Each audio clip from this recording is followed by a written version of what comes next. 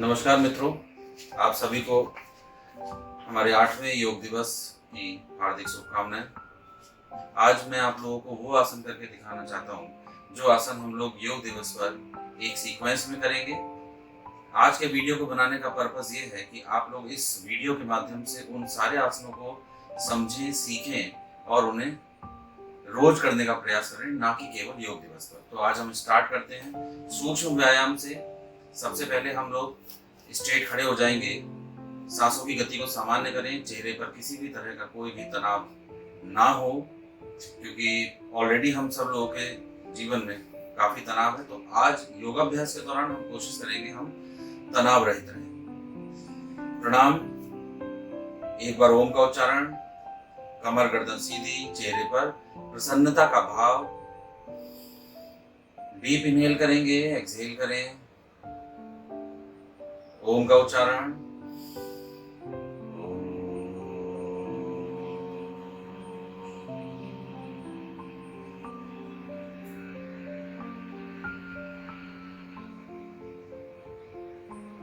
आंखों को खोल लें। ग्रीवा संचालन से स्टार्ट करेंगे। गर्दन को आराम से एक सर्किल बनाते हुए पीछे से आगे और आगे से पीछे लेके जाना है। जिन लोगों को भी सर्वाइकल की समस्या है वो गर्दन को आगे की तरफ ज्यादा ना झुकाएं। बहुत कोमलता पूर्वक, बिना किसी तनाव के गर्दन को अपने कंधों पर रोटेट करना है, रोल करना है। रिवर्स 5-5 बार आप ये दोहरा सकते हैं।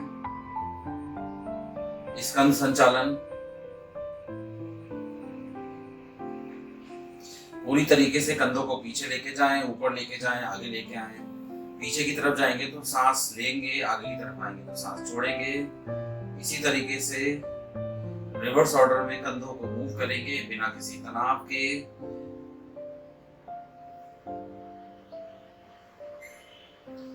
पैरों के बीच में थोड़ा सा गैप, हाथों को सामने की तरफ कर लें। इन हाथों के बीच के गैप को बिना हिलाए आप सांस छोड़ते हुए पीछे की डायरेक्शन में चले जाएंगे। होल्ड करेंगे, फिर सांस लेते हुए सामने,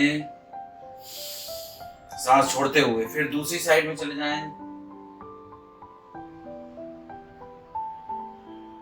इस कटी चक्रासन को भी आप 3 से 5 बार दोहरा सकते हैं।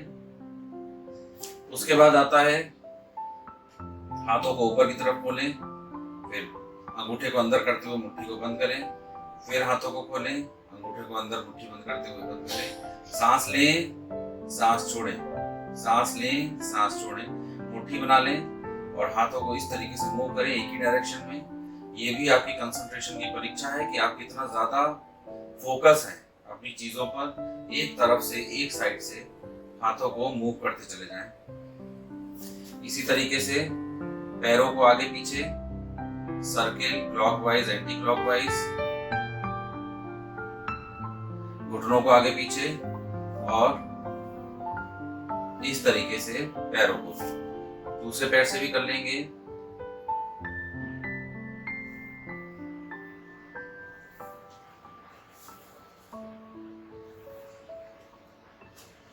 अब हम आसनों में आते हैं। ताड़ासन। मैं बहुत ज्यादा डीप में नहीं जाऊंगा, अन्यथा ये वीडियो की अवधि जो है वो बहुत ज्यादा हो जाएगी। तो मैं अभी लिमिटेड रख रहा हूँ। इन आसनों के अलग से वीडियोस मैं अपने चैनल पर आप लोगों को उपलब्ध करवा दूंगा। सांस लेते हुए हाथों को ऊपर की तरफ, हथेलियां आसमान की तरफ, टोज पर आएंगे, खींचेंगे और गहरी सांस लेंगे। जो लोग बैलेंस बना सकते हैं वो ऊपर की तरफ भी हथेलियों को देखेंगे, अन्यथा सामने की तरफ देखकर किसी एक पॉइंट पर फोकस करते हुए शरीर को ऊपर की तरफ खींचने का प्रयास करें।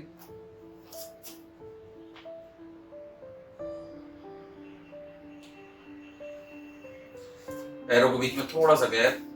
त्रियक ताड़ासन। सांस लेते हुए ऊपर, सांस छोड़ते हुए साइड में। ध्यान रखें कि ऊपर का हाथ कान के पीछे से जाएगा, कान के ऊपर से जाएगा। इसी तरीके से दूसरी तरफ कर लेंगे। सांस लेते हुए ऊपर और फिर साइड में। इसके बाद आता है, ये भी आप 2-2 3-3 बार कर लें, वृक्षासन। इस तरीके से पैर को ऊपर की तरफ रखें, बिल्कुल अपने जननांग से लगाते हुए, और अपने हाथ को प्रणाम मुद्रा में ऊपर की तरफ ले जाएं, बैलेंस बनाएं। इसको वृक्षासन कहते हैं। ये आपके फोकस और आपके ध्यान को केंद्रित करने के लिए बहुत अच्छा साधन है। तनाव को दूर करता है, आपके मस्तिष्क को व्यवस्थित करता है, आपकी भावनाओं को व्यवस्थित करता है। होल्ड कर लेंगे अपनी सामर्थ्य अनुसार। दूसरे पैर से इसी तरीके से इसको दोहराएंगे। हाथों को ऊपर की तरफ खींचते रखें, आपके बाजू आपके कान के पास से लगते हुए ऊपर जाएंगे।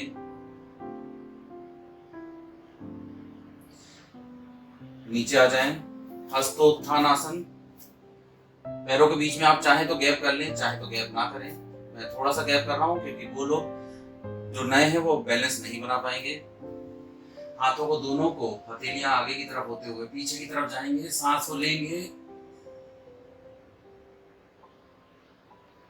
अपने सामर्थ्य अनुसार होल्ड करें और हाथों को नीचे ले आएं। यहाँ पर आप हाथों को इस तरीके से ले जाके भी पीछे कर सकते हैं और हाथों को सामने की तरफ दिखाते हुए भी पीछे की तरफ जा सकते हैं। सांस लेते हुए पीछे जाएंगे। सामर्थ्य के अनुसार अपने इस पीठ पर आप दबाव दें। इनहेल आप लंग्स के लिए, कार्डियोवैस्कुलर सिस्टम और आपकी पीठ के लिए बहुत अच्छा आसन है।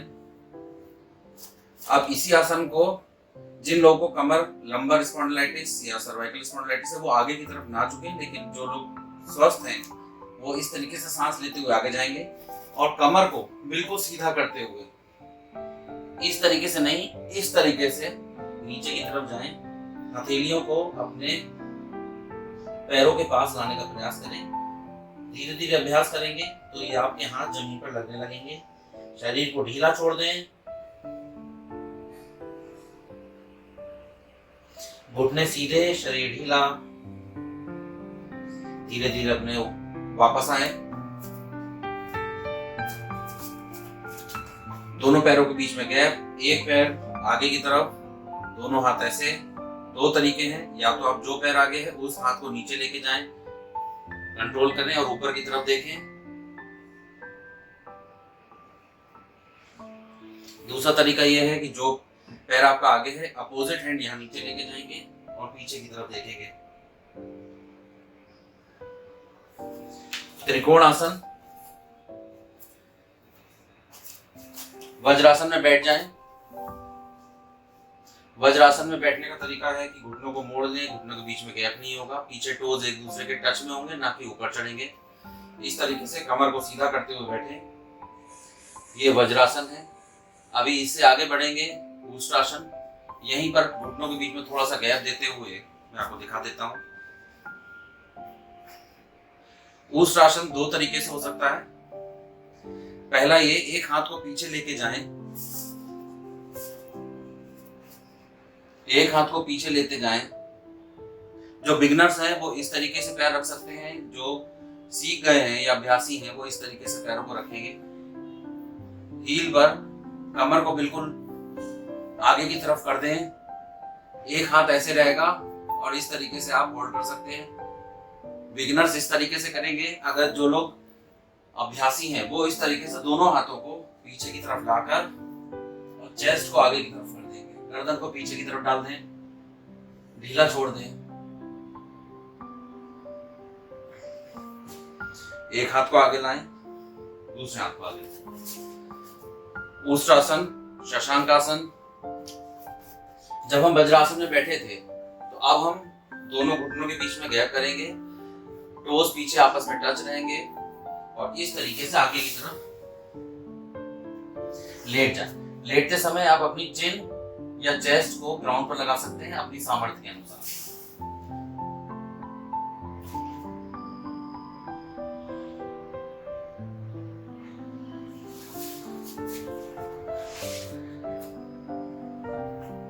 शशांकासन, उत्तान मंडूकासन, वज्रासन के ही पोजीशन में आप बैठेंगे, पैरों के बीच में गैप कर देंगे जितना मैक्सिमम आप खोल सकते हैं।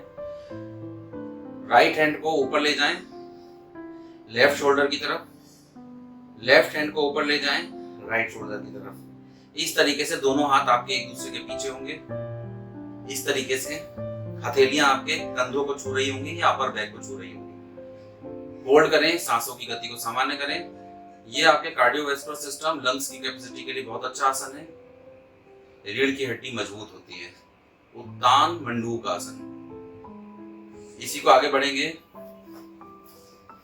पैरों को पास में ले आए, मंडूक आसन। हथेलियों को इस तरीके से मुट्ठी बाहर की तरफ, अंगूठा बाहर की तरफ, इस तरीके से आप मुट्ठी बनाएंगे। अंगूठे आपकी नाभि को टच करते हुए और हथेलियों का बाहरी हिस्सा, मुट्ठी का बाहरी हिस्सा बाहर नाभि के दोनों तरफ लगा लें। अंगूठे बिल्कुल नाभि के पास। गहरी सांस लें, पूरी सांस छोड़ दें मुंह से सांस निकालते हुए। पूरे पेट को पिचका दें। सामने की तरफ झुक जाएं, चेहरा आगे की तरफ। होल्ड करेंगे अपनी सामर्थ्य अनुसार। डायबिटीज के लिए ये आसन बहुत अच्छा काम करता है। तो जिन लोगों को डायबिटीज है लेकिन एट द सेम टाइम उनको स्पॉन्डिलाइटिस नहीं है, वो इस आसन को कर सकते हैं। जिनको स्पॉन्डिलाइटिस है वो इस आसन से परहेज करें। मेरु वक्रासन। इस तरीके से बैठ जाएं। इस आसन में ज्यादातर लोग गलती करते हैं। इसके बहुत सारे वेरिएशंस हैं। मैं आपको इजी वेरिएशन बता देता हूं। एक पैर को खोल लें, दूसरे पैर को इस तरीके से अपोजिट डायरेक्शन में पैर के दूसरे साइड ले आएं। अब आपको जो पैर आपने मोड़ा है उसके अपोजिट डायरेक्शन में पीछे जाना है। इस तरीके से अपनी एल्बो की सपोर्ट लें, इसको पीछे करें और पीछे की तरफ देखने का प्रयास करें। इसका अपोजिट करके दिखा देता हूं। जो पैर ऊपर है आपको उसी साइड में पीछे की तरफ देखना है। ये भी पेट की चर्बी के लिए, डायबिटीज के लिए अच्छा आसन है। कमर की फ्लेक्सिबिलिटी भी इससे इंप्रूव होती है। मकर आसन। मकर आसन के भी बहुत सारे वेरिएशन हैं। मकर आसन मगरमच्छ से लिया गया है। अब आप पैरों की पोजीशन को मेरी देख लीजिए। पैर बाहर की तरफ रहेंगे, एड़ियां अंदर की तरफ। इस पूरे आसन में पैर, पंजे बाहर की तरफ खुले रहेंगे। आप इस तरीके से बैठ सकते हैं।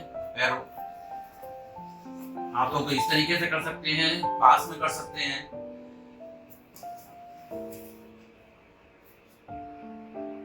माथे को नीचे लगा सकते हैं, साइड में कर सकते हैं, इस साइड कर सकते हैं, जो भी कंफर्टेबल पोजीशन हो उस पोजीशन में थोड़ी देर तक लेटे रहें। मकर आसन। इसके बाद इसी पोजीशन से हम भुजंगासन में आएंगे। पैरों को पीछे की तरफ फैला लें, पीछे की तरफ सीधा कर लें। हथेलियां आपके कंधे की चेस्ट के पास। इस तरीके से नहीं करना है। भुजंगासन। भुजंगासन करते समय इस चीज का ध्यान रखेंगे कि अपनी सामर्थ्य से ज्यादा ऊपर ना हो। इसके बाद अगला आसन आता है सेतुबंध आसन। पीठ के बल लेट जाएं।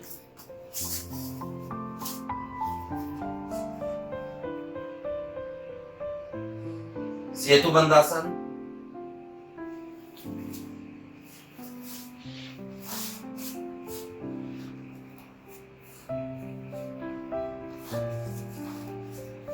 ये आसन की सीरीज ऑलमोस्ट कंप्लीट हो गई। अब इसके बाद में जो अगला अभ्यास होता है वो होता है शवासन, जिसमें हम अपने शरीर को ढीला छोड़ते हैं। शवासन के लिए सबसे अच्छा है कि आप इस तरीके से लेट जाएं, शरीर को ढीला छोड़ दें, पैर पंजे ढीले, हथेली आसमान की तरफ और रिलैक्स बिल्कुल।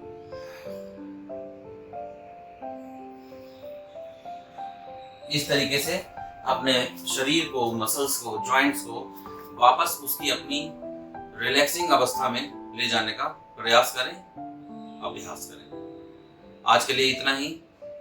आप लोग निरोगी रहें, योग करें, स्वस्थ रहें, क्योंकि योग से ही होगा। मैं डॉक्टर विमल रस्तोगी आप सभी लोगों के स्वस्थ जीवन, शांत जीवन की कामना करता हूँ, तनाव रहित जीवन की कामना करता हूँ। धन्यवाद।